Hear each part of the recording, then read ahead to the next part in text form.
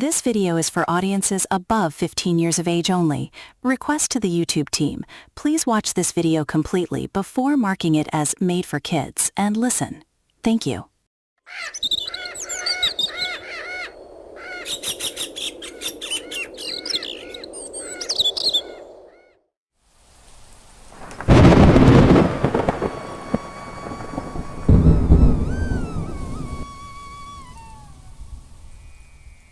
ಒಮ್ಮೆ ಒಬ್ಬ ಅತ್ಯಂತ ಶ್ರೀಮಂತ ವ್ಯಾಪಾರಿಯಾದ ಧನರಾಜ್ ತನ್ನ ಅತ್ಯಂತ ನಂಬಿಗಸ್ತ ಸೇವಕ ಗೋಪಾಲ್ನನ್ನು ಕೋಪದಿಂದ ಕೇಳಿದನು.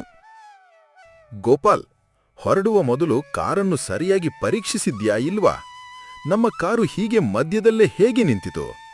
ಇಂದು ನನಗೆ ಪಟ್ಟಣಕ್ಕೆ ಹೋಗುವುದು ಬಹಳ ಮುಖ್ಯವಾಗಿತ್ತು. ಒಬ್ಬ ದೊಡ್ಡ ವ್ಯಾಪಾರಿಯ ಜೊತೆ ಒಪ್ಪಂದ ಮಾಡಿಕೊಳ್ಳಬೇಕಿತ್ತು. ಅವನು ಸಮಯವನ್ನು ತುಂಬಾ ಗೌರವಿಸುವವನು. ನಾವು ಸಮಯಕ್ಕೆ ತಲುಪದಿದ್ದರೆ ನಮ್ಮ ಜೊತೆ ವ್ಯಾಪಾರವೇ ಮಾಡುವುದಿಲ್ಲ.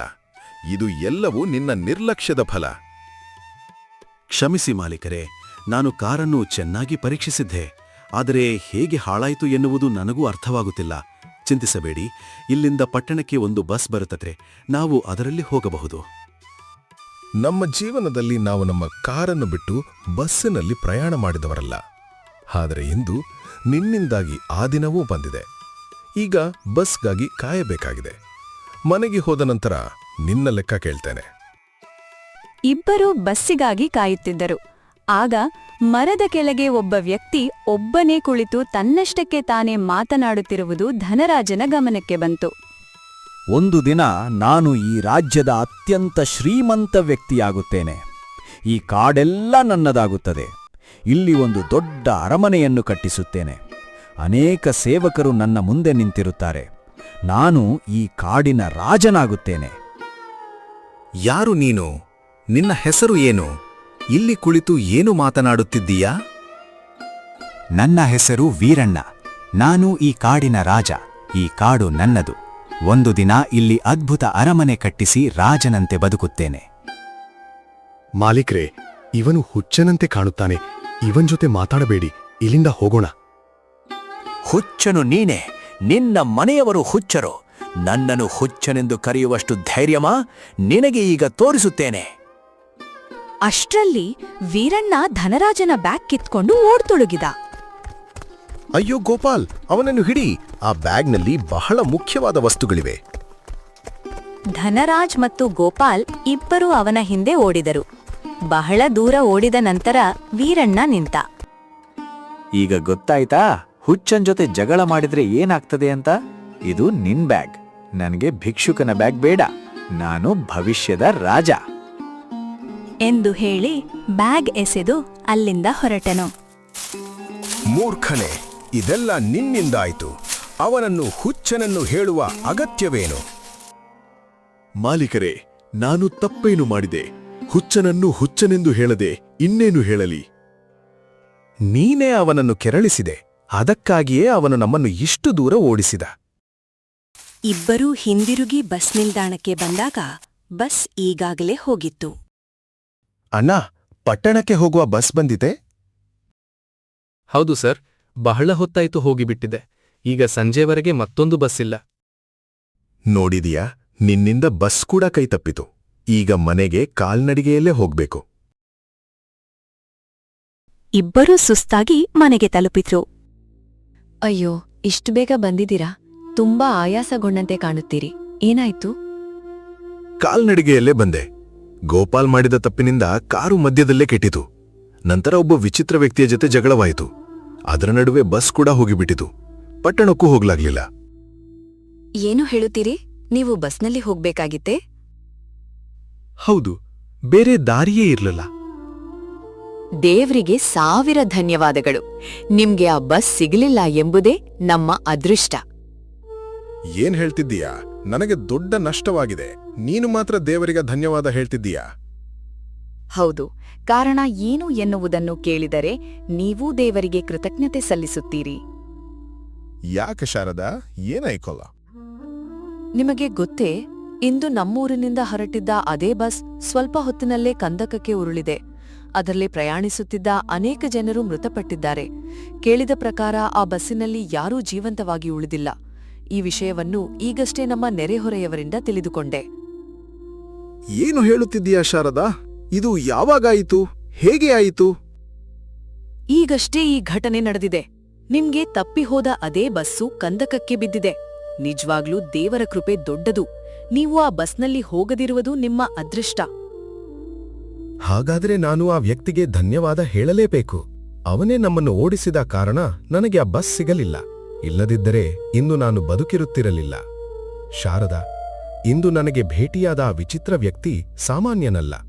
ಅವನು ನನ್ನ ಪಾಲಿಗೆ ದೇವರೇ ಆಗಿ ಬಂದಿದ್ದಾನೆ. ಯಾರ ಬಗ್ಗೆ ಹೇಳುತ್ತಿದ್ದೀರಾ? ಧನರಾಜ್ ನಡೆದ ಎಲ್ಲಾ ಘಟನೆಯನ್ನು ಶಾರದಾಗೆ ವಿವರಿಸಿದನು. ಹಾಗಾದ್ರೆ ನೀವು ಅವನಿಗೆ ಖಂಡಿತವಾಗಿಯೂ ಕೃತಜ್ಞತೆ ಸಲ್ಲಿಸಬೇಕು. ನಿಮ್ಮಿಂದ ಸಾಧ್ಯವಾದಷ್ಟು ಅವನಿಗೆ ಸಹಾಯ ಮಾಡಿ. ಕೊನೆಗೂ ಅವನಿಂದಲೇ ನಿಮ್ಮ ಜೀವ ಉಳಿದಿದೆ. ಹೌದು ಶಾರದಾ, ಈಗಲೇ ಅವನನ್ನು ಭೇಟಿ ಮಾಡಿ ಧನ್ಯವಾದ ಹೇಳುತ್ತೇನೆ. ಗೋಪಾಲ್, ಎಲ್ಲಿದ್ದೀಯಾ? ಬೇಗ ಬಾ, ನಾವು ಹೊರಗೆ ಹೋಗಬೇಕು. ಹೇಳಿ ಮಾಲೀಕರೇ, ಎಲ್ಲಿಗೆ ಹೋಗ್ಬೇಕು? ಕಾಡಿನಲ್ಲಿ ನಮಗೆ ಭೇಟಿಯಾದ ವೀರಣ್ಣನನ್ನು ಹುಡುಕಿಕೊಂಡು ಹೋಗಬೇಕು. ಮಾಲೀಕರೇ, ಆ ಹುಚ್ಚನ ಬಳಿ ಏಕೆ ಹೋಗಬೇಕು? ಅವನು ಹುಚ್ಚನಲ್ಲ, ಅವನು ನಮ್ಮ ಅದೃಷ್ಟದ ದೇವತೆ. ಅವನಿಂದಲೇ ಇಂದು ನಾವು ಬದುಕಿದ್ದೇವೆ. ನಾನು ಹೇಳಿದಂತೆ ಕೇಳು, ಬಾ ಹೋಗೋಣ. ಇಬ್ಬರೂ ಮತ್ತೆ ಕಾಡಿಗೆ ತೆರಳಿ ವೀರಣ್ಣನನ್ನ ಭೇಟಿಯಾದರು. ವೀರಣ್ಣ, ನಿನಗೆ ಧನ್ಯವಾದ ಹೇಳಲು ಬಂದಿದ್ದೇನೆ. ಇಂದು ನಿನ್ನಿಂದಲೇ ನನ್ನ ಜೀವ ಉಳಿದಿದೆ.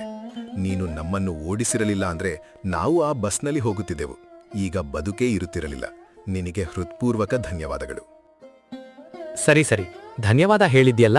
ಈಗ ಹೋಗಿ, ನನಗೆ ವಿಶ್ರಾಂತಿ ಪಡೆಯುವ ಸಮಯವಾಗಿದೆ. ವೀರಣ್ಣ, ನಿನಗಾಗಿ ನನ್ನ ಬಳಿ ಒಂದು ಒಳ್ಳೆಯ ಪ್ರಸ್ತಾವನೆ ಇದೆ. ನೀನು ನನ್ನ ಮನೆಗೆ ಬಂದು ಕೆಲಸ ಮಾಡು. ವಾಸಕ್ಕೆ ಮನೆ ಕೊಡುತ್ತೇನೆ, ಒಳ್ಳೆಯ ಕೆಲಸ ಕೊಡುತ್ತೇನೆ. ನನ್ನ ಜೊತೆಗೆ ಬರಲು ಇಷ್ಟವಿದೆಯೇ? ಬೇಡ, ನಾನು ಎಲ್ಲಿಗೂ ಬರುವುದಿಲ್ಲ. ನಾನು ಒಂದು ದಿನ ರಾಜನಾಗುತ್ತೇನೆ. ಯಾರ ಬಳಿಯೂ ಕೆಲಸ ಮಾಡುವುದಿಲ್ಲ. ರಾಜನಾಗುವುದು ಅಷ್ಟು ಸುಲಭವಲ್ಲ. ಅದಕ್ಕೆ ಕಷ್ಟಪಟ್ಟು ದುಡಿಯಬೇಕು. ಹೆಚ್ಚು ಶ್ರಮಪಟ್ಟರೆ ಮಾತ್ರ ದೊಡ್ಡವನಾಗಲು ಸಾಧ್ಯ. ನಿಜವಾಗಿಯೂ ರಾಜನಾಗಬೇಕೆಂದರೆ ನನ್ನ ಜೊತೆ ಬಾ. ಹೀಗೆ ಕಾಡಿನಲ್ಲಿ ಕುಳಿತರೆ ನಿನ್ನ ಕನಸು ಎಂದಿಗೂ ನನಸಾಗುವುದಿಲ್ಲ. ನಿಜವೇ? ನಿಮ್ಮ ಜೊತೆ ಬಂದರೆ ನಾನು ರಾಜನಾಗಬಹುದೇ? ಖಂಡಿತ. ಪ್ರಾಮಾಣಿಕವಾಗಿ ಕೆಲಸ ಮಾಡು. ಒಂದು ದಿನ ಖಂಡಿತ ದೊಡ್ಡ ವ್ಯಕ್ತಿಯಾಗುತ್ತೀಯ. ಇವರ ಮಾತುಗಳನ್ನು ಕೇಳುತ್ತಿದ್ದ ಗೋಪಾಲ್ಗೆ ಅಸೂಯೆ ಉಂಟಾಯಿತು. ಮಾಲೀಕರು ಈ ಹುಚ್ಚನನ್ನು ತುಂಬಾ ಮೆಚ್ಕೊಂಡಿದ್ದಾರೆ. ಇಲ್ಲಿಗೆ ಬರಬೇಕಾದ ಅಗತ್ಯವೇ ಇರಲಿಲ್ಲ. ಈಗ ಕೆಲಸವನ್ನು ಕೊಡ್ತಿದ್ದಾರೆ. ಇದೇ ರೀತಿ ಮುಂದುವರೆದ್ರೆ ನನ್ನ ಕೆಲಸವೇ ಹೋಗ್ಬೋದು. ಈ ವೀರಣ್ಣನನ್ನು ಹೇಗಾದ್ರೂ ಸಿಕ್ಕಿ ಹಾಕಿಸ್ಬೇಕು. ಸರಿ ಮಾಲೀಕರೇ, ನಾನು ನಿಮ್ಮ ಜೊತೆ ಬರಲು ಸಿದ್ಧ. ಸ್ವಲ್ಪ ಹೊತ್ತಿನ ನಂತರ ಗೋಪಾಲ್ ವೀರಣ್ಣನನ್ನು ಯಾರೂ ಇಲ್ಲದ ಜಾಗಕ್ಕೆ ಕರೆದುಕೊಂಡು ಹೋದನು. ವೀರಣ್ಣ, ನಿನಗೆ ಒಂದು ಮುಖ್ಯ ವಿಷಯ ಹೇಳಬೇಕು. ಇದು ನಿನ್ನ ಒಳ್ಳೆಯದಕ್ಕೆ. ಹೇಳಿ, ಏನ್ ವಿಷಯ? ನಮ್ಮ ಮನೆಯಲ್ಲಿ ಒಂದು ವಿಶೇಷ ಸಂಪ್ರದಾಯ ಇದೆ. ಇಂದು ನಿನ್ನ ಮೊದಲ ಕೆಲಸದ ದಿನ ಅಲ್ಲವೇ? ಆದ್ದರಿಂದ ಅದನ್ನು ಪಾಲಿಸಬೇಕು. ಯಾವ ಸಂಪ್ರದಾಯ? ನಮ್ಮ ಮಾಲೀಕರು ತಮ್ಮ ಕೋಣೆಯಿಂದ ಹೊರಬಂದ ಕೂಡ್ಲೆ ಅವರ ಕೆನ್ನೆಗೆ ಒಂದು ಗಟ್ಟಿಯಾಗಿ ಹೊಡೆಯಬೇಕು. ಏನು, ಕೆನ್ನೆಗೆ ಹೊಡೆಯಬೇಕಾ? ಹೌದು, ಇದು ಬಹಳ ಮುಖ್ಯವಾದ ಸಂಪ್ರದಾಯ. ಹೀಗೆ ಮಾಡಿದರೆ ಮಾಲೀಕರು ತುಂಬಾ ಸಂತೋಷಪಡುತ್ತಾರೆ. ಅವರು ತುಂಬಾ ಶ್ರೀಮಂತರಲ್ಲವೇ? ಖುಷಿಯಾಗಿ ನಿನಗೆ ದೊಡ್ಡ ಬಹುಮಾನ ಕೊಡುತ್ತಾರೆ. ಒಳ್ಳೆಯ ಕೊಠಡಿ ಕೊಡಬಹುದು, ದೊಡ್ಡ ಉಡುಗೊರೆಯೂ ಸಿಗಬಹುದು. ಹಾಗೇನಾ? ಹಾಗಿದ್ದರೆ ನಾನು ಈ ಸಂಪ್ರದಾಯವನ್ನು ಖಂಡಿತ ಪಾಲಿಸುತ್ತೇನೆ. ಬಹುಮಾನ ಸಿಗುವುದಾದರೆ ಚಪ್ಪಡಿಯಷ್ಟೇ ಅಲ್ಲ, ಬೇಕಾದರೆ ಇನ್ನೂ ಹೆಚ್ಚಾಗಿ ಮಾಡಬಹುದು. ಮಾಲೀಕರು ಬರಲಿ, ಅವರಿಗೆ ಒಂದು ಗಟ್ಟಿಯಾದ ಚಪ್ಪಡಿ ಹೊಡೆದು ನಂತರ ಅವರು ನನಗೆ ಏನೆಲ್ಲ ಕೊಡುತ್ತಾರೆ ಎಂದು ನೋಡೋಣ. ಬಹುಮಾನ ಸಿಗುತ್ತದೆ ಎಂದು ಕೇಳಿದರೆ ನನಗೆ ಕಾಯುವುದಕ್ಕಾಗುತ್ತಿಲ್ಲ. ಹೌದು ವೀರಣ್ಣ, ಇದು ನಮ್ಮ ಮನೆಯ ಸಂಪ್ರದಾಯ. ಇದನ್ನು ಪಾಲಿಸಲೇಬೇಕು. ಮಾಲೀಕರು ಕೊಠಡಿಯಿಂದ ಹೊರಬರುವವರೆಗೂ ಹೊರಗೆ ಕಾಯು. ಅವರು ಬಂದ ತಕ್ಷಣ ಒಂದು ಗಟ್ಟಿಯಾದ ಕೆನ್ನೆಗೆ ಹೊಡೆ. ಗೋಪಾಲ್ ಅಲ್ಲಿಂದ ಹೊರಟು ಮನಸ್ಸಿನಲ್ಲಿ ನಗುತ್ತಾನೆ. ಇವನು ಎಷ್ಟು ದೊಡ್ಡ ಮೂರ್ಖ! ಇವನನ್ನು ಮೋಸಗೊಳಿಸುವುದು ತುಂಬಾ ಸುಲಭ. ಇವನು ಖಂಡಿತ ಮಾಲೀಕರಿಗೆ ಚಪ್ಪಡಿ ಹೊಡೆಯುತ್ತಾನೆ. ಆಗ ಮಾಲೀಕರು ಕೋಪದಿಂದ ಇವನನ್ನು ಮನೆಯಿಂದ ಹೊರಗೆ ತಳ್ಳಿಬಿಡುತ್ತಾರೆ. ಸ್ವಲ್ಪ ಹೊತ್ತಿನ ನಂತರ ಧನರಾಜ್ ತನ್ನ ಕೊಠಡಿಯಿಂದ ಹೊರಬಂದನು. ಈಗೋ ಇದೇ ಸಂಪ್ರದಾಯ. ವೀರಣ್ಣ ಧನರಾಜನ ಕೆನ್ನೆಗೆ ಒಂದು ಗಟ್ಟಿಯಾದ ಚಪ್ಪಡಿ ಹೊಡೆದನು. ಧನರಾಜನ ತಲೆಯ ಮೇಲಿದ್ದ ಪೇಟೆ ನೆಲಕ್ಕೆ ಬಿತ್ತು. ವೀರಣ್ಣ, ಇದು ಏನು ಮಾಡಿದ್ದೀಯಾ? ಧನರಾಜ್ ಕೋಪದಿಂದ ಪೇಟದ ಕಡೆ ನೋಡಿದನು. ಆದರೆ ಮುಂದಿನ ಕ್ಷಣವೇ ಅವನ ಕೋಪ ಭಯವಾಗಿ ಮಾರ್ಪಟ್ಟಿತು. ಪೇಟದೊಳಗೆ ಒಂದು ಭಯಾನಕ ವಿಷಕಾರಿ ಚೇಳು ಅಡಗಕೊಂಡಿತ್ತು. ಪೇಟ ಬಿತ್ತ ಕೂಡಲೇ ಚೇಳು ಹೊರಬಂದು ಅಲ್ಲಿಂದ ಸರಿದು ಹೋಯಿತು. ಅಯ್ಯೋ ದೇವ್ರೇ, ಪೇಟದೊಳಗೆ ಚೇಳು ಇತ್ತೆ. ಇದು ಯಾವಾಗ ಬಂತು? ವೀರಣ್ಣ, ನಿನಗೆ ಹೇಗೆ ಗೊತ್ತಾಯ್ತು? ಇಂದು ಮತ್ತೊಮ್ಮೆ ನನ್ನ ಜೀವ ಉಳಿಸಿದ್ಯಾ. ಇಲ್ಲದಿದ್ರೆ ಈ ವಿಷಕಾರಿ ಚೇಳಿನ ಕಡಿತಕ್ಕೆ ನಾನು ಬದುಕುತ್ತಿರಲಿಲ್ಲ. ವೀರಣ್ಣ, ನೀನು ನನಗೆ ದೇವರಂತಿದ್ದೀಯಾ. ಇಂದು 2ನೇ ಬಾರಿ ನನ್ನ ಪ್ರಾಣ ಉಳಿಸಿದ್ಯಾ. ಇನ್ನು ಮುಂದೆ ನಿನ್ನನ್ನು ನನ್ನಿಂದ ದೂರ ಮಾಡೋದಿಲ್ಲ. ಇಂದಿನಿಂದ ನೀನು ಈ ಮನೆಯಲ್ಲೇ ಇರುತ್ತೀಯ. ನಿನಗೆ ಅತ್ಯುತ್ತಮ ಕೊಠಡಿಯನ್ನು ಕೊಡುತ್ತೇನೆ. ಜೊತೆಗೆ ಬಹುಮಾನವಾಗಿ 500 ಚಿನ್ನದ ನಾಣ್ಯಗಳನ್ನು ಕೊಡುತ್ತೇನೆ. ತುಂಬಾ ಧನ್ಯವಾದಗಳು ಮಾಲೀಕರೇ. ಇಂದು ನನಗೆ ತುಂಬಾ ಸಂತೋಷವಾಗಿದೆ. ಇದನ್ನೆಲ್ಲ ನೋಡಿ ಗೋಪಾಲ್ ಒಳಗೊಳಗೆ ಕೋಪದಿಂದ ಉರಿದನು. ನಾನನ್ಕೊಂಡಿದ್ದು ಒಂದು, ಆದ್ರೆ ಆಗಿದ್ದು ಇನ್ನೊಂದು. ಈ ಚೇಳು ಎಲ್ಲಿಂದ ಬಂತೋ? ಇಲ್ಲದಿದ್ರೆ ಇವತ್ತು ಇವನು ಮನೆಯಿಂದ ಹೊರಗೆ ಹೋಗ್ತಿದ್ದ. ಆದ್ರೆ ಪರವಾಗಿಲ್ಲ, ಮುಂದಿನ ಬಾರಿ ಇವನು ತಪ್ಪಿಸಿಕೊಳ್ಳುವುದಿಲ್ಲ. ಸ್ವಲ್ಪ ಹೊತ್ತಿನ ನಂತರ ವೀರಣ್ಣ ಗೋಪಾಲನ ಬಳಿ ಬಂದನು. ಗೋಪಾಲಣ್ಣ, ಇದು ಎಲ್ಲವೂ ನಿಮ್ಮಿಂದ ಆಯಿತು. ನೀವು ಆ ಸಂಪ್ರದಾಯವನ್ನು ಹೇಳಿಕೊಡದೇ ಇದ್ದಿದ್ರೆ ನನಗೆ ಇಷ್ಟು ದೊಡ್ಡ ಕೊಠಡಿ, 500 ಚಿನ್ನದ ನಾಣ್ಯಗಳು ಸಿಗುತ್ತಿರಲಿಲ್ಲ. ನಿಮಗೆ ತುಂಬಾ ಧನ್ಯವಾದಗಳು. ನೋಡಿದೀಯಾ, ಮುಂದೆ ಕೂಡ ನನ್ನ ಮಾತನ್ನೇ ಕೇಳು. ನಾನ್ ಹೇಳಿದಂತೆ ಮಾಡಿದ್ರೆ ಇನ್ನೂ ದೊಡ್ಡವನಾಗುತ್ತೀಯ. ಒಂದು ದಿನ ನಿಜವಾಗಿಯೂ ರಾಜನಾಗುತ್ತೀಯ. ಹೌದು, ಇನ್ನು ಮುಂದೆ ನೀವು ಹೇಳಿದಂತೆ ಮಾಡುತ್ತೇನೆ. ನಮ್ಮ ಮನೆಯಲ್ಲಿ ಇನ್ನೊಂದು ಸಂಪ್ರದಾಯವೂ ಇದೆ. ನಾಳೆ ಮಾಲೀಕರು ಹೊಲಕ್ಕೆ ಬಂದು ಕಾರ್ಮಿಕರ ಲೆಕ್ಕ ನೋಡಲು ಕುರ್ಚಿಯಲ್ಲಿ ಕುಳಿತುಕೊಳ್ಳುವಾಗ ನೀನು ಹಿಂದಿನಿಂದ ಹೋಗಿ ಅವರ ಕುರ್ಚಿಯನ್ನ ಎಳೆದುಬಿಡು. ಏನು, ಕುರ್ಚಿ ಎಳಿಬೇಕಾ? ಹೌದು, ಇದು ಹಳೆಯ ಸಂಪ್ರದಾಯ. ಇದರಿಂದ ಮನುಷ್ಯನ ಎಚ್ಚರಿಕೆಯನ್ನ ಪರೀಕ್ಷಿಸ್ತಾರೆ. ಹೀಗೆ ಮಾಡಿದ್ರೆ ಮಾಲೀಕರು ತುಂಬಾ ಸಂತೋಷಪಟ್ಟು ದೊಡ್ಡ ಬಹುಮಾನ ಕೊಡ್ತಾರೆ. ಅಷ್ಟೇನಾ? ಒಂದು ಕುರ್ಚಿ ಏನೋ? ಬೇಕಾದ್ರೆ 4 ಕುರ್ಚಿಯನ್ನು ಒಟ್ಟಿಗೆ ಎಳೆಯುತ್ತೇನೆ. ಈ ಸಲ ಇವನ ಕಥೆ ಮುಗಿದಂತೆಯೇ. ಮಾಲೀಕರು ಇವನನ್ನು ಜೀವಂತ ಬಿಡುವುದಿಲ್ಲ. ಮರುದಿನ ಧನರಾಜ್ ಹೊಲಕ್ಕೆ ಬಂದನು. ಧನರಾಜ್ ಕುರ್ಚಿಯಲ್ಲಿ ಕುಳಿತುಕೊಳ್ಳಲು ಮುಂದಾದ ಕ್ಷಣವೇ ವೀರಂಗ ಹಿಂದಿನಿಂದ ಕುರ್ಚಿಯನ್ನು ಎಳೆದನು. ಧನರಾಜ್ ಬೀಳುವಷ್ಟರಲ್ಲಿ ತನ್ನನ್ನು ತಾನು ಸಮತೋಲನ ಮಾಡಿಕೊಂಡನು. ಎಲ್ಲಾ ಕಾರ್ಮಿಕರು ಆಶ್ಚರ್ಯದಿಂದ ವೀರಣ್ಣನತ್ತ ನೋಡಿದರು. ಈ ಬಾರಿ ಖಂಡಿತ ಸಿಕ್ಕಿಬಿದ್ದ. ಆದ್ರೆ ಧನರಾಜ್ ಕುರ್ಚಿಯನ್ನು ಗಮನಿಸಿದಾಗ ಅದರ ಒಂದು ಕಾಲು ಮೊದಲೇ ಮುರಿದಿರುವುದು ಅವನಿಗೆ ಕಾಣಿಸಿತು. ಅಯ್ಯೋ, ಈ ಕುರ್ಚಿಯ ಒಂದು ಕಾಲು ಮೊದಲೇ ಮುರಿದಿತ್ತು. ನಾನು ಕುಳಿತಿದ್ದರೆ ಕೆಳಗೆ ಬಿದ್ದು ನನ್ನ ಸೊಂಟವೇ ಮುರಿಯುತ್ತಿತ್ತು. ವೀರಣ್ಣ, ಮತ್ತೊಮ್ಮೆ ನನ್ನನ್ನು ದೊಡ್ಡ ಅಪಾಯದಿಂದ ಕಾಪಾಡಿದ್ದೀಯಾ. ಧನರಾಜ್ ಸಂತೋಷದಿಂದ ವೀರಣ್ಣನನ್ನು ಅಪ್ಪಿಕೊಂಡನು. ಧನರಾಜ್ ಸಂತೋಷದಿಂದ ವೀರಣ್ಣನನ್ನು ಅಪ್ಪಿಕೊಂಡನು. ಶಬಾಷ್ ವೀರಣ್ಣ, ನಿಜವಾಗಿಯೂ ನೀನು ನನ್ನ ಪಾಲಿಗೆ ದೇವರವರ. ಮತ್ತೆ ನನ್ನ ಜೀವವನ್ನುಳಿಸಿದ್ಯಾ. ವೀರಣ್ಣ, ಮತ್ತೆ ನನ್ನ ಜೀವವನ್ನುಳಿಸಿದ್ಯಾ. ಈ ಕುರ್ಚಿಯ ಒಂದು ಕಾಲು ಮುರಿದಿರುವುದನ್ನು ನಾನು ಗಮನಿಸಿರಲಿಲ್ಲ. ನೀನು ನನ್ನನ್ನು ತಡೆಯದಿದ್ದರೆ ನಾನು ಕೆಳಗೆ ಬಿದ್ದು ನನ್ನ ಸೊಂಟ, ಕೈ ಅಥವಾ ಕಾಲು ಮುರಿದುಕೊಳ್ಳುತ್ತಿದ್ದೆ. ಏನೇ ಆಗಬಹುದಿತ್ತು. ನೀನು ನಿಜವಾಗಿಯೂ ನನ್ನ ಹಿತೈಷಿ. ಇಂದಿನಿಂದ ಮನೆಯ ಎಲ್ಲಾ ಲೆಕ್ಕಪತ್ರಗಳ ಜವಾಬ್ದಾರಿಯನ್ನು ನಿನಗೆ ನೀಡುತ್ತೇನೆ. ನಿನ್ನಷ್ಟು ವಿಶ್ವಾಸಾರ್ಹ ವ್ಯಕ್ತಿ ನನಗೆ ಇನ್ನೂ ಸಿಕ್ಕಿಲ್ಲ. ನಿನ್ನ ಮೇಲೆ ಕಣ್ಣು ಮುಚ್ಚಿ ನಂಬಿಕೆ ಇಡಬಹುದು. ನಾನು ಎಲ್ಲಿಗೆ ಹೋದರೂ ನೀನು ನನ್ನ ಜೊತೆಯಲ್ಲೇ ಇರುತ್ತೀಯ. ಇನ್ನು ಮುಂದೆ ಎಲ್ಲಾ ಕಾರ್ಮಿಕರು ನಿನ್ನ ಮಾತಿನಂತೆ ಕೆಲಸ ಮಾಡುತ್ತಾರೆ. ಅವರ ಸಂಬಳದ ಲೆಕ್ಕ, ಎಲ್ಲಾ ಖರ್ಚು ವೆಚ್ಚಗಳ ಜವಾಬ್ದಾರಿಯೂ ನಿನ್ನದು. ಜೊತೆಗೆ ಇಂದಿನಿಂದ ನಿನ್ನ ಸಂಬಳವನ್ನು ದ್ವಿಗುಣ ಮಾಡುತ್ತೇನೆ. ಆದರೆ ಮಾಲೀಕರೇ, ಇಷ್ಟು ದಿನ ಈ ಎಲ್ಲಾ ಕೆಲಸವನ್ನು ನಾನು ನೋಡ್ಕೊಳ್ತಿದ್ದೆ. ನನ್ನನ್ನು ಕೆಲಸದಿಂದ ತೆಗೆದು ಹಾಕ್ತಿದ್ದೀರಾ? ಇಲ್ಲ ಗೋಪಾಲ್, ನಿನ್ನನ್ನು ಕೆಲಸದಿಂದ ತೆಗೆದುಹಾಕುವುದಿಲ್ಲ. ಬೇರೆ ಕೆಲಸಗಳಿವೆ, ಅವನ್ನು ನೀನು ನೋಡ್ಕೋ. ಆದರೆ ಈ ಲೆಕ್ಕಪತ್ರದ ಕೆಲಸವನ್ನು ಇನ್ನು ಮುಂದೆ ವೀರಣ್ಣನೇ ನೋಡುತ್ತಾನೆ. ಅವನು ನನ್ನ ಜೊತೆಯಲ್ಲಿದ್ರೆ ನನಗೆ ಯಾವ ಚಿಂತೆಯೂ ಇರುವುದಿಲ್ಲ. ವೀರಣ್ಣನ ಮುಖದಲ್ಲಿ ಸಂತೋಷ ತುಂಬಿತು. ಗೋಪಾಲ್ ಮಾತ್ರ ತಲೆ ತಗ್ಗಿಸಿ ನಿಂತನು. ಇದು ಯಾವ ದುರಾದೃಷ್ಟ. ನಾನ್ ಏನು ಮಾಡಿದ್ರೂ ಎಲ್ಲವೂ ಅವನಿಗೆ ಲಾಭವಾಗ್ತಿದೆ. ಅವನನ್ನ ಮನೆಯಿಂದ ಹೊರಹಾಕಿಸಬೇಕೆಂದಿದ್ದೆ. ಆದರೆ ಈಗ ನನ್ನ ಸ್ಥಾನವನ್ನೇ ಕಸಿದುಕೊಂಡಿದ್ದಾನೆ. ಇವತ್ತು ಕಾರ್ಮಿಕರ ಮೇಲೂ ಅವನೇ ಅಧಿಕಾರ. ಹೀಗೆ ಮುಂದುವರಿದ್ರೆ ನಾಳೆ ಮಾಲೀಕರು ತಮ್ಮ ಆಸ್ತಿಯನ್ನೇ ಅವನಿಗೆ ಕೊಟ್ಟುಬಿಡ್ತಾರೆ. ಇನ್ನೇನು ದೊಡ್ಡ ಯೋಜನೆ ಮಾಡಲೇಬೇಕು. ಸ್ವಲ್ಪ ದಿನಗಳ ನಂತರ ಗೋಪಾಲ್ ಒಂದು ಕುತಂತ್ರ ರೂಪಿಸಿದನು. ಗೋಪಾಲ್ ನೇರವಾಗಿ ಧನರಾಜನ ಶತ್ರುವಾದ ಶ್ರೀಮಂತ ವ್ಯಾಪಾರಿ ಜಯದೇವ್ನ ಮನೆಗೆ ಹೋದನು. ನಮಸ್ಕಾರ ಜಯದೇವ್ ಮಾಲೀಕರೇ. ಅಯ್ಯೋ ಗೋಪಾಲ್, ನೀನು ಇಲ್ಲಿ ಏಕೆ ಬಂದೆ? ನೀನು ನನ್ನ ಶತ್ರು ಧನರಾಜನ ನೌಕರನಲ್ಲವೇ? ನಿಮ್ಮ ಲಾಭಕ್ಕಾಗಿಯೇ ಬಂದಿದ್ದೇನೆ. ಧನರಾಜನ ಬಳಿ ಈಗ ವೀರಣ್ಣ ಎಂಬ ಒಬ್ಬನಿದ್ದಾನೆ.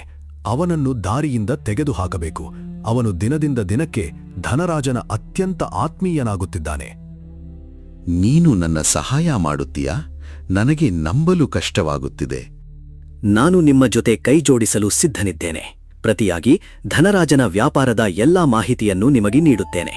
ನೀವು ವರ್ಷಗಳಿಂದ ಕಣ್ಣಿಟ್ಟಿರುವ ಆ ಜಮೀನಿನ ದಾಖಲೆಗಳನ್ನು ಹೇಗಾದರೂ ನಿಮಗೆ ತಲುಪಿಸುತ್ತೇನೆ. ಬಹಳ ಒಳ್ಳೆಯ ಸುದ್ದಿ ಹೇಳಿದೀಯಾ. ಆ ಜಮೀನಿಗಾಗಿ ನಾನು ಎಷ್ಟು ವರ್ಷಗಳಿಂದ ಕಾಯುತ್ತಿದ್ದೇನೆ ಗೊತ್ತಾ? ಧನರಾಜನ ಜೊತೆ ನನಗೆ ವೈಮನಸ್ಸು ಶುರುವಾದದ್ದೇ ಆ ಜಮೀನಿನ ಕಾರಣ. ನನಗೆ ಒಂದೇ ಸಹಾಯ ಬೇಕು. ನಿಮ್ಮ ಜನರ ಮೂಲಕ ವೀರಣ್ಣನನ್ನು ಕೊಲ್ಲಿಸಿ ಅವನ ಸುಳಿವೇ ಉಳಿಯಬಾರದು. ಅದು ಆಗ್ತದೆ. ಈಗ್ಲೇ ನನ್ನ ಜನರನ್ನು ಕರೆಯುತ್ತೇನೆ. ಜಯದೇವ್ ತನ್ನ ಇಬ್ಬರು ನಂಬಿಗಸ್ತರನ್ನು ಕರೆಸಿಕೊಂಡನು. ಗೋಪಾಲನ ಜತೆ ಕಳುಹಿಸಿದನು. ಇವನೇ ವೀರಣ್ಣ. ಇವನ ಮುಖ, ಮೈಕಟ್ಟು ಎಲ್ಲವನ್ನೂ ಚೆನ್ನಾಗಿ ನೆನ್ಪಿಟ್ಕೊಳ್ಳಿ. ಅವಕಾಶ ಸಿಕ್ಕ ಕೂಡಲೇ ಕೆಲಸ ಮುಗಿಸಿ. ಎಲ್ಲಾ ಯೋಜನೆ ರೂಪಿಸಿದ ನಂತರ ಗೋಪಾಲ್ ಮತ್ತೆ ಮನೆಯ ಕೆಲಸಕ್ಕೆ ಹೋದನು. ವೀರಣ್ಣ, ನಿನಗೀಗ ಪಕ್ಕದ ಊರಿಗೆ ಹೋಗಬೇಕು. ಏಕೆ ಗೋಪಾಲಣ್ಣ, ಏನ್ ಕೆಲ್ಸ? ಅಲ್ಲಿ ಒಬ್ಬ ಪ್ರಸಿದ್ಧ ವೈದ್ಯರಿದ್ದಾರೆ. ನಮ್ಮ ಮಾಲೀಕರಿಗೆ ಬೇಕಾಗುವ ಔಷಧಿಗಳು ನಮ್ಮ ಊರಲ್ಲಿ ಸಿಗುವುದಿಲ್ಲ. ನೀನು ಹೋಗಿ ಆ ಔಷಧಿಗಳನ್ನು ತಂದುಕೊಡು. ಅದರಲ್ಲೇನಣ್ಣ, ನಾನು ಈಗಲೇ ಹೋಗ್ತಿರ್ತೇನೆ. ಇಷ್ಟು ಮುಖ್ಯವಾದ ಔಷಧಿ ಅಂದ್ರೆ ಮೊದಲೇ ಹೇಳ್ಬೇಕಿತ್ತು. ನಮ್ಮ ಮಾಲೀಕರಿಗಾಗಿ ನಾನು ಏನನ್ನಾದರೂ ಮಾಡ್ತೇನೆ. ಅವರು ನನ್ನ ಬದುಕನ್ನೇ ಬದಲಾಯಿಸಿದ್ದಾರೆ. ಹಿಂದೆ ನನಗಿರಲು ಮನೆಯೂ ಇರಲಿಲ್ಲ. ಅದರಲ್ಲಿ ನಿಮ್ಮ ಪಾಲು ತುಂಬಾ ದೊಡ್ಡದು. ನೀವು ಹೇಳಿದ ಪ್ರತಿಯೊಂದು ಮಾತನ್ನು ನಾನು ಪಾಲಿಸಿದ್ದೇನೆ. ಅದರ ಫಲವಾಗಿ ನನಗೆ ದೊಡ್ಡ ದೊಡ್ಡ ಬಹುಮಾನಗಳು ಸಿಕ್ಕಿವೆ. ನೀವು ನನ್ನ ಗುರುಗಳೇ. ವೀರಣ್ಣ ತಕ್ಷಣ ಪಕ್ಕದ ಊರಿನ ಕಡೆ ಹೊರಟನು. ಅವನು ಆ ಊರಿಗೆ ತಲುಪಿದಾಗ ಒಂದು ದೊಡ್ಡ ಮನೆಯ ಮುಂದೆ ಇದ್ದ ಬಾವಿಯ ಬಳಿ ಒಂದು ಚಿಕ್ಕ ಮಗು ಆಟವಾಡುತ್ತಿತ್ತು. ಮಗು ಬಾವಿಯೊಳಗೆ ಇಣುಕುತ್ತಿದ್ದಾಗ ಕಾಲು ಜಾರಿ ಬೀಳುವ ಸ್ಥಿತಿಗೆ ಬಂದಿತ್ತು. ಅಯ್ಯೋ, ಎಚ್ಚರ ಮಗು. ಅವನು ಓಡಿ ಹೋಗಿ ಮಗುವನ್ನು ಬಾವಿಗೆ ಬೀಳುವ ಮುನ್ನವೇ ಎತ್ತಿ. ಈ ದೃಶ್ಯವನ್ನು ಆ ಮನೆಯ ಯಜಮಾನ ಜಯದೇವ್ ದೂರದಿಂದಲೇ ನೋಡುತ್ತಿದ್ದನು. ಅಯ್ಯೋ ದೇವ್ರೇ, ನನ್ನ ಮೊಮ್ಮಗ. ಮಗ, ನೀನು ಚೆನ್ನಾಗಿದ್ದೀಯಾ? ಮಗನೇ, ನೀನ್ ಯಾರು? ಇಂದು ನೀನಿರದಿದ್ರೆ ನನ್ನ ಮೊಮ್ಮಗನನ್ನು ಕಳಕೊಳ್ತಿದ್ದೆ. ಮಕ್ಕಳನ್ನು ಒಬ್ಬಂಟಿಯಾಗಿ ಬಿಟ್ಟು ಬಿಡಬಾರದು. ಅವರ ಬಗ್ಗೆ ಯಾವಾಗಲೂ ಗಮನ ಇಡಬೇಕು. ನೀನ್ ಹೇಳಿದ್ದು ಸತ್ಯ. ಇಂದು ನೀನು ನಮ್ಮ ಪಾಲಿಗೆ ದೇವರೇ ಆಗಿ ಬಂದಿದ್ದೀಯ. ಒಳಗೆ ಬಾ, ನನ್ನ ಹೆಂಡತಿಗೂ ನಿನ್ನನ್ನು ಪರಿಚಯಿಸ್ತೇನೆ. ಜಯದೇವ್ ವೀರಣ್ಣನನ್ನು ಮನೆಯೊಳಗೆ ಕರೆದುಕೊಂಡನು. ನಮ್ಮ ಮೊಮ್ಮಗ ಸುರಕ್ಷಿತನಾಗಿದ್ದಾನೆ. ಅಯ್ಯೋ ದೇವರೇ, ಮಗನೇ, ನಿನಗೆ ನಾವು ಹೇಗೆ ಕೃತಜ್ಞತೆ ಸಲ್ಲಿಸಬೇಕು?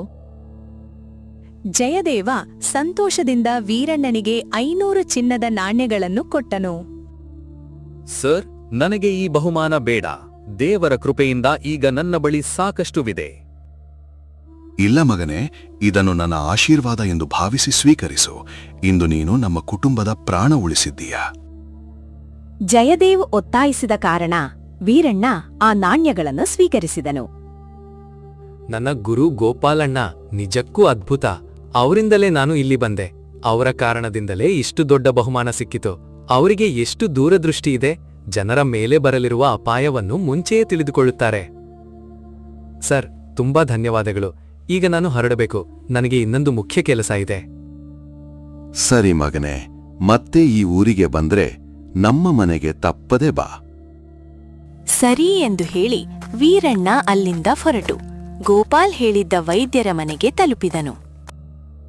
ನಮಸ್ಕಾರ ವೈದ್ಯರೇ, ನಾನು ಪಕ್ಕದ ಊರಿನಿಂದ ಬಂದಿದ್ದೇನೆ. ನನ್ನ ಹೆಸರು ವೀರಣ್ಣ. ನಮ್ಮ ಮಾಲೀಕ ಧನರಾಜರ ಔಷಧಿ ತೆಗೆದುಕೊಳ್ಳಲು ಬಂದಿದ್ದೇನೆ. ಹೌದು, ಗೋಪಾಲ್ ನಮಗೆ ಹೇಳಿದ್ದ. ನಾವು ನಿನ್ನನ್ನೇ ಕಾಯ್ತಿದ್ದೆವು. ಹಾಗಾದ್ರೆ ಬೇಗ ಔಷಧಿ ಕೊಡಿ. ಇಲ್ಲಿ ಬಂದಿರುವೆ, ಆದರೆ ಜೀವಂತವಾಗಿ ಹಿಂದಿರುಗಲು ಸಾಧ್ಯವಿಲ್ಲ. ಅಷ್ಟರಲ್ಲಿ ಅವನು ಚಾಕು ಹೊರತೆಗೆದನು. ಉಳಿಸಿ, ಉಳಿಸಿ, ಯಾರಾದ್ರೂ ಇದ್ದೀರಾ? ಇವನು ನನ್ನನ್ನು ಕೊಲ್ಲಲು ಬರುತ್ತಿದ್ದಾನೆ. ಅದೇ ಸಮಯದಲ್ಲಿ ಜಯದೇವ್ ಅಲ್ಲಿಂದ ಹಾದು ಹೋಗುತ್ತಿದ್ದನು. ವೀರಣ್ಣನ ಕೂಗು ಕೇಳಿ ತಕ್ಷಣ ಮನೆಯೊಳಗೆ ಓಡಿ ಬಂದನು. ನಿಲ್ಲಿ, ನೀವು ಏನು ಮಾಡುತ್ತಿದ್ದೀನಿ? ಸರ್, ಕೊಲ್ಲಬೇಕಾದವನು ಇವನೇ. ನಮಗೆ ಇದೇ ಆದೇಶ ಬಂದಿತ್ತು. ಏನು ಹೇಳ್ತಿದ್ದೀಯಾ? ಇಲ್ಲ, ಇವನನ್ನು ಯಾರೂ ಮುಟ್ಟಬಾರದು. ಇವನು ನನ್ನ ಮೊಮ್ಮಗನ ಜೀವ ಉಳಿಸಿದವನು. ಇವನಿಗೆ ಏನಾದರೂ ಆಗಬೇಕಾದರೆ ಮೊದಲು ನನ್ನನ್ನೇ ಎದುರಿಸಬೇಕು. ಆ ಇಬ್ಬರು ದುಷ್ಕರ್ಮಿಗಳು ವೀರಣ್ಣನನ್ನು ಬಿಡುಗಡೆ ಮಾಡಿದಳು. ಸರ್, ನೀವು ಸರಿಯಾದ ಸಮಯಕ್ಕೆ ಬಂದಿದ್ದೀರಿ. ಇಂದು ನಿಮ್ಮಿಂದಲೇ ನನ್ನ ಜೀವ ಉಳಿಯಿತು. ಇಲ್ಲದಿದ್ದರೆ ಇವರು ನನ್ನನ್ನು ಕೊಲ್ಲುತ್ತಿದ್ದರು. ನಿಮ್ಗೆ ತುಂಬಾ ಧನ್ಯವಾದಗಳು. ವೀರಣ್ಣ, ನಿಜ ಹೇಳ್ಬೇಕಾದ್ರೆ ಇವರು ನನ್ನವರೇ. ಏನು? ಇವರು ನಿಮ್ಮವರ? ಹಾಗಿದ್ದರೆ ನನ್ನನ್ನು ಏಕೆ ಕೊಲ್ಲಲು ಬಂದರು? ನಾನು ನಿಮಗೆ ಏನು ತಪ್ಪು ಮಾಡಿದ್ದೇನೆ? ಇದಕ್ಕೆಲ್ಲ ಕಾರಣ ಗೋಪಾಲ್. ನಿನ್ನೆ ಅವನು ನನ್ನ ಮನೆಗೆ ಬಂದು ನಿನ್ನನ್ನು ಕೊಲ್ಲಲು ಸಂಚು ರೂಪಿಸಿದ. ಈಗ ಅವನನ್ನು ನಾನು ಬಿಡುವುದಿಲ್ಲ. ಜಯದೇವ್ ನಡೆದ ಎಲ್ಲಾ ಸತ್ಯವನ್ನು ವೀರಣ್ಣನಿಗೆ ವಿವರಿಸಿದನು. ಇಲ್ಲ, ನಾನಿದನ್ನು ನಂಬುವುದಿಲ್ಲ. ಗೋಪಾಲಣ್ಣ ಹೀಗೆ ಮಾಡುತ್ತಾರೆ ಎನ್ನುವುದು ಅಸಾಧ್ಯ. ಅವರು ನನ್ನ ಗುರುಗಳು. ನಾನು ಇಂದು ಏನಾಗಿದ್ದೇನೋ ಅವರಿಂದಲೇ. ಅವರು ನನಗೆ ದ್ರೋಹ ಮಾಡುವುದೇ ಇಲ್ಲ. ನೀವು ಅವರಿಗೆ ಏನಾದರೂ ಮಾಡಲು ಯತ್ನಿಸಿದರೆ ನಾನು ಸಹಿಸುವುದಿಲ್ಲ. ಅವರಿಗಾಗಿ ಬೇಕಾದರೆ ನನ್ನ ಪ್ರಾಣವನ್ನೇ ಕೊಡುತ್ತೇನೆ. ವೀರಣ್ಣ, ನೀನು ಎಷ್ಟು ನಿರ್ಮಲ ಹೃದಯದವನು. ನಿನ್ನನ್ನು ಕೊಲ್ಲಲು ಯತ್ನಿಸಿದವನನ್ನೇ ನೀನು ಗೌರವಿಸುತ್ತಿದ್ದೀಯಾ? ನಿಜವಾಗಿಯೂ ನೀನು ಮಹಾನ್. ಇನ್ನೊಂದು ಸತ್ಯ ಹೇಳುತ್ತೇನೆ. ನಾನು ಮತ್ತು ಧನರಾಜ್ ಒಮ್ಮೆ ಅತ್ಯಂತ ಆತ್ಮೀಯ ಸ್ನೇಹಿತರಾಗಿದ್ದೆವು. ಆದರೆ ವ್ಯಾಪಾರ ಮತ್ತು ಜಮೀನಿನ ವಿಚಾರದಲ್ಲಿ ನಮ್ಮ ನಡುವೆ ವೈಷಮ್ಯ ಉಂಟಾಗಿ ಶತ್ರುಗಳಾದೆವು. ಇಂದು ನನಗೆ ನನ್ನ ತಪ್ಪಿನ ಅರಿವಾಗಿದೆ.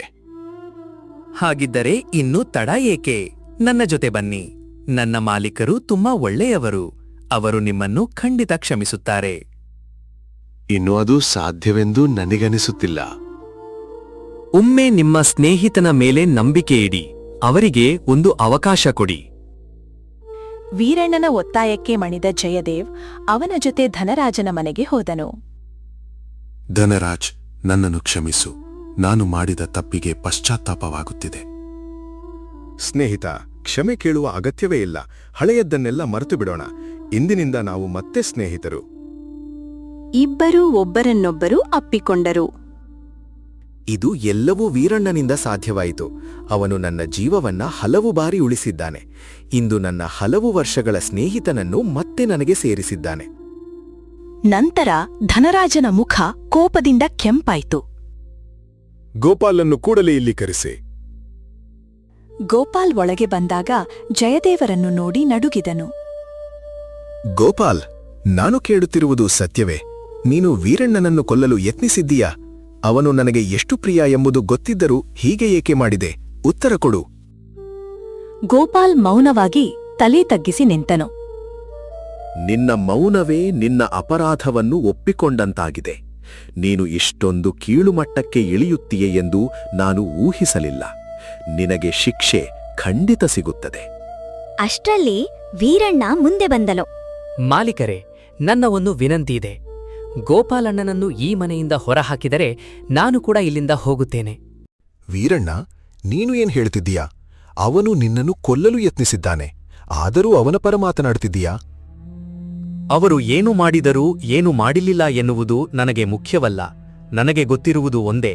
ನಾನು ಈ ಮನೆಗೆ ಬಂದ ದಿನದಿಂದ ಅವರು ನನ್ನ ಜೊತೆ ಇದ್ದರು. ಅವರು ಹೇಳಿದ ಪ್ರತಿಯೊಂದು ಮಾತನ್ನು ನಾನು ಕೇಳಿದೆ. ಇಂದು ನಿಮ್ಮ ಕಣ್ಣಲ್ಲಿ ನಾನು ಒಳ್ಳೆಯವನಾಗಿ ಕಾಣುವುದಕ್ಕೆ ಅವರ ಮಾತನ್ನೇ ಕೇಳಿದ್ದೇ ಕಾರಣ. ಇಂದು ನಾನು ಪಡೆದ ಗೌರವದಲ್ಲೂ ಅವರ ಪಾಲಿದೆ. ಗೋಪಾಲಣ್ಣ ನನ್ನ ಜೀವನದಲ್ಲಿ ಇರದಿದ್ದರೆ ನಾನು ಇಂದು ಇಲ್ಲಿ ಇರಲಿಲ್ಲ. ಇಂದು ನಾನು ಇಷ್ಟು ಒಳ್ಳೆಯ ಜೀವನ ನಡೆಸುತ್ತಿರುವುದಕ್ಕೆ ಅವರೇ ಕಾರಣ. ಅವರು ಹೇಳಿದಂತೆ ನಾನು ಮಣಿದೆ. ಪ್ರತಿ ಬಾರಿ ನನಗೆ ಒಳ್ಳೆಯದೇ ಆಯಿತು. ಅವರು ನನಗೆ ಗುರುಗಳಿಗಿಂತ ಕಡಿಮೆಯಲ್ಲ. ನಾನು ಅವರನ್ನು ನನ್ನ ಗುರು ಎಂದು ಒಪ್ಪಿಕೊಂಡಿದ್ದೇನೆ. ಈ ಮನೆಯಲ್ಲಿ ನನ್ನ ಗುರುಗಳಿಗೆ ಸ್ಥಾನವಿಲ್ಲ ಎಂದರೆ ನನಗೂ ಇಲ್ಲಿ ಉಳಿಯುವ ಹಕ್ಕಿಲ್ಲ. ನಾನು ಅವರ ಜೊತೆಯೇ ಹೊರಟು ಹೋಗುತ್ತೇನೆ. ವೀರಣ್ಣನ ಮಾತುಗಳನ್ನ ಕೇಳಿ ಗೋಪಾಲ್ ತಲೆ ತೆಕ್ಕಿಸಿದನು. ಅವನ ಕಣ್ಣಲ್ಲಿ ಪಶ್ಚಾತ್ತಾಪದ ಕಣ್ಣೀರು ತುಂಬಿತು. ವೀರಣ್ಣ, ನಿನ್ನ ಹೃದಯ ಎಷ್ಟು ದೊಡ್ಡದು, ಆದರೆ ನಾನು ನಿನ್ನ ಗುರು ಆಗುವ ಅರ್ಹತೆಯೇ ಇಲ್ಲ. ನಾನು ಎಂದಿಗೂ ನಿನ್ನ ಒಳಿತನ್ನು ಬಯಸಲಿಲ್ಲ. ನಿನ್ನನ್ನು ಈ ಮನೆಯಿಂದ ಹೊರಹಾಕಲು ಎಷ್ಟೋ ಕುತಂತ್ರಗಳನ್ನು ಮಾಡಿದೆ, ಆದರೆ ಪ್ರತಿ ಸಲ ನೀನೇ ಗೆದ್ದೆ. ನಾನು ನಿನಗೆ ಯಾವತ್ತೂ ಒಳ್ಳೆಯದನ್ನು ಯೋಚಿಸಲಿಲ್ಲ. ದಯವಿಟ್ಟು ನನ್ನನ್ನು ಕ್ಷಮಿಸು. ನನಗೆ ಇಷ್ಟು ಗೌರವ ಕೊಡಬೇಡ. ನಾನು ಅದಕ್ಕೆ ಅರ್ಹನಲ್ಲ. ನಾನು ನಿನಗೆ ದ್ರೋಹ ಮಾಡಿದ್ದೇನೆ. ಗೋಪಾಲಣ್ಣ, ನೀವು ಹೀಗೆ ಯಾಕೆ ಹೇಳುತ್ತೀರಿ? ನಾನು ಹಾಗೆ ಯೋಚಿಸುವುದೇ ಇಲ್ಲ. ನೀವು ನನಗೆ ದಾರಿ ತೋರಿಸದಿದ್ದರೆ ಇಂದು ನಾನು ಎಲ್ಲಿರುತ್ತಿದ್ದೆ? ಇಂದು ಆ ಕಾಡಿನಲ್ಲೇ ಅಲೆದಾಡುತ್ತಿದ್ದೆ. ನೀವು ನನ್ನ ಜೀವನವನ್ನೇ ಬದಲಿಸಿದ್ದೀರಿ. ಆದ್ದರಿಂದ ನೀವು ನನಗೆ ಸದಾ ಗುರುಗಳೇ. ಮಾಲೀಕರೇ, ಕೈ ಮುಗಿದು ಕೇಳಿಕೊಳ್ಳುತ್ತೇನೆ, ಗೋಪಾಲಣ್ಣನನ್ನು ಕ್ಷಮಿಸಿ. ಅವರಿಗೆ ಶಿಕ್ಷೆ ಕೊಡಬೇಡಿ, ಕೆಲಸದಿಂದ ತೆಗೆದುಹಾಕಬೇಡಿ. ಅವರನ್ನು ಕಳಿಸಿದರೆ ನಾನು ಇಲ್ಲಿಂದ ಹೊರಟು ಹೋಗುತ್ತೇನೆ. ವೀರಣ್ಣ, ನಿಜವಾಗಿಯೂ ನೀನು ಮಹಾನ್. ನಿನ್ನಷ್ಟು ಒಳ್ಳೆಯ ಮನಸ್ಸಿನ ಮನುಷ್ಯನನ್ನು ನಾನು ಜೀವನದಲ್ಲಿ ನೋಡಿಲ್ಲ. ಇಂದು ನಿನ್ನ ಮಾತಿನ ಗೌರವಕ್ಕಾಗಿ ಮಾತ್ರ ಗೋಪಾಲ್ಗೆ ಶಿಕ್ಷೆ ನೀಡುವುದಿಲ್ಲ. ಇಲ್ಲದಿದ್ದರೆ ಅವನು ತನ್ನ ಕೃತ್ಯಕ್ಕೆ ತಕ್ಕ ಶಿಕ್ಷೆಯನ್ನು ಅನುಭವಿಸುತ್ತಿದ್ದ. ನಿನ್ನನ್ನು ಕಳೆದುಕೊಳ್ಳಲು ನಮಗೂ ಇಷ್ಟವಿಲ್ಲ. ಗೋಪಾಲ್, ಇಂದಿನಿಂದ ಹಳೆಯದನ್ನೆಲ್ಲ ಮರೆತು ಪ್ರಾಮಾಣಿಕವಾಗಿ ಕೆಲಸ ಮಾಡು. ಇದು ನಿನಗೆ ಕೊನೆಯ ಅವಕಾಶ. ಗೋಪಾಲ್ ಕಣ್ಣೀರ್ ಹಾಕುತ್ತಾ ಧನರಾಜನ ಕಾಲಿಗೆ ನಮಸ್ಕರಿಸಿದನು. ಮಾಲೀಕರೇ, ನನ್ನನ್ನು ಕ್ಷಮಿಸಿದ್ದಕ್ಕಾಗಿ ತುಂಬಾ ಧನ್ಯವಾದಗಳು. ಇನ್ನು ಮುಂದೆ ನಾನು ಎಂದಿಗೂ ತಪ್ಪು ದಾರಿಯಲ್ಲಿ ನಡೆಯೋದಿಲ್ಲ. ಪ್ರಾಮಾಣಿಕವಾಗಿ ಕೆಲಸ ಮಾಡ್ತೇನೆ. ನಂತರ ಗೋಪಾಲ್ ವೀರಣ್ಣನ ಕಡೆ ತಿರುಗಿ ಭಾವುಕರಾಗಿ ಅವನನ್ನು ಅಪ್ಪಿಕೊಂಡನು. ವೀರಣ್ಣ, ನೀನು ನನ್ನ ಜೀವನವನ್ನೇ ಬದಲಿಸಿದ್ದೀಯ. ಇಂದು ನೀನೇ ನನಗೆ ನಿಜವಾದ ಮಾನವೀಯತೆ, ಕ್ಷಮೆ ಮತ್ತು ಒಳ್ಳೆಯತನದ ಅರ್ಥವನ್ನು ಕಲಿಸಿದ್ದೀಯ. ಗುರುಗಳೇ, ನಾವು ಎಲ್ಲರೂ ತಪ್ಪು ಮಾಡುತ್ತೇವೆ. ಆದರೆ ತಪ್ಪನ್ನು ಅರಿತು ಸರಿಯಾದ ದಾರಿಯಲ್ಲಿ ನಡೆಯುವುದೇ ನಿಜವಾದ ಮಹತ್ವ. ಇನ್ನು ಮುಂದೆ ನಾವು ಎಲ್ಲರೂ ಒಟ್ಟಾಗಿ ಒಳ್ಳೆಯ ಕೆಲಸ ಮಾಡೋಣ. ಆ ದಿನದಿಂದ ಧನರಾಜ್, ಜಯದೇವ್, ಗೋಪಾಲ್ ಮತ್ತು ವೀರಣ್ಣ ಎಲ್ಲರೂ ಒಂದಾಗಿ ಸಂತೋಷದಿಂದ ಬದುಕಲು ಆರಂಭಿಸಿದರು. ಗೋಪಾಲ್ ತನ್ನ ತಪ್ಪುಗಳನ್ನು ಸರಿಪಡಿಸಿಕೊಂಡು ಪ್ರಾಮಾಣಿಕ ಜೀವನ ನಡೆಸಿದನು. ವೀರಣ್ಣ ತನ್ನ ಸರಳತೆ, ದಯೆ ಮತ್ತು ಕ್ಷಮಾಶೀಲತೆಯಿಂದ ಎಲ್ಲರ ಪ್ರೀತಿಯನ್ನು ಗಳಿಸಿದನು. ಕಥೆಯ ನೀತಿ: ಒಳ್ಳೆಯ ಹೃದಯ, ಕ್ಷಮಿಸುವ ಗುಣ ಮತ್ತು ನಿಸ್ವಾರ್ಥ ಮನಸ್ಸು ಕಠಿಣವಾದ ಶತ್ರುವನ್ನು ಒಳ್ಳೆಯ ಸ್ನೇಹಿತನನ್ನಾಗಿ ಮಾಡುತ್ತದೆ. ನಿಜವಾದ ಮಹತ್ವ ಪ್ರತೀಕಾರದಲ್ಲಿ ಅಲ್ಲ, ಕ್ಷಮೆಯಲ್ಲಿ ಮತ್ತು ಪ್ರೀತಿಯಲ್ಲಿ ಅಡಗಿದೆ. ನೋಡಿದ್ದಕ್ಕಾಗಿ ಹೃತ್ಪೂರ್ವಕ ಧನ್ಯವಾದಗಳು. ಈ ಕಥೆ ನಿಮಗೆ ಇಷ್ಟವಾದರೆ ಲೈಕ್ ಮಾಡಿ, ಕಮೆಂಟ್ ಮೂಲಕ ನಿಮ್ಮ ಅಭಿಪ್ರಾಯ ತಿಳಿಸಿ ಮತ್ತು ಇಂತಹ ಹೃದಯಸ್ಪರ್ಶಿ ಕನ್ನಡ ಕಥೆಗಳಿಗಾಗಿ ನಮ್ಮ ಚಾನೆಲ್ ಅನ್ನು ಸಬ್ಸ್ಕ್ರೈಬ್ ಮಾಡಿ.